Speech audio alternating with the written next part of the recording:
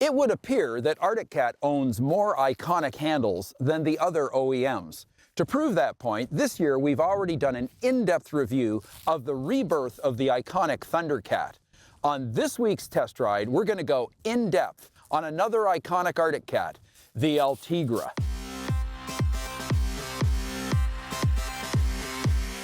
Tigre goes way back in Arctic Cat's history to a time when the company used Kawasaki engines.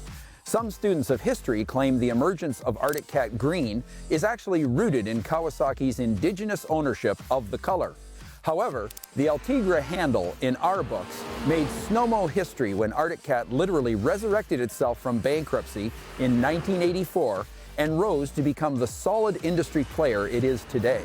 The very first sleds the reborn Arctic Cat produced were Tigres, and they were special. Model year 17 Tigres are cast in a similar mold. They're premium featured trail sleds based on the ProCross chassis. What sets them apart from the crowd is the relatively small number that were built and the need for you to have early ordered your copy. Tigres come with premium Fox QS3 shocks on the front IFS and on the rear arm. A non-adjustable coilover Fox IFP shock supports the front arm. These shocks are not just a good idea. For model year 2017, we've been crowing their benefits on virtually every model Arctic Cat has bolted them on. The idea of rationalizing shock damping into 3 easy-to-select settings makes the somewhat daunting task of trying to sort out as much as 20 separate levels of damping unbelievably easier. The levels of damping performance go from soft to medium to firm in a millisecond.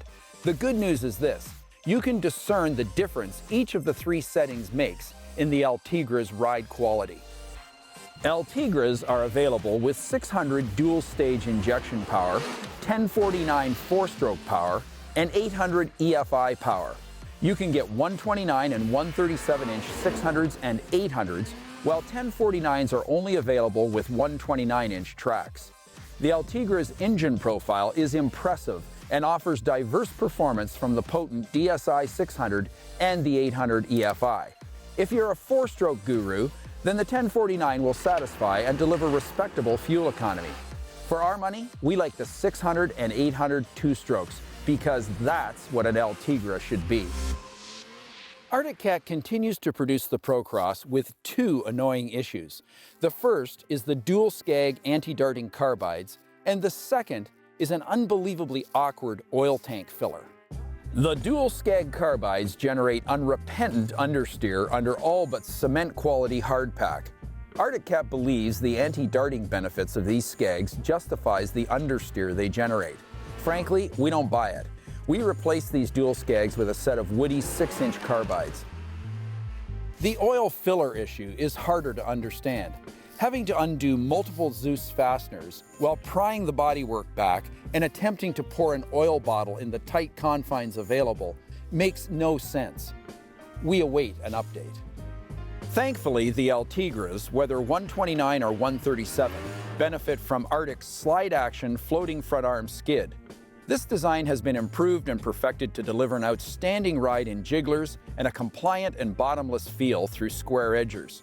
The addition of Fox QS3s was the missing piece of the puzzle for this suspension.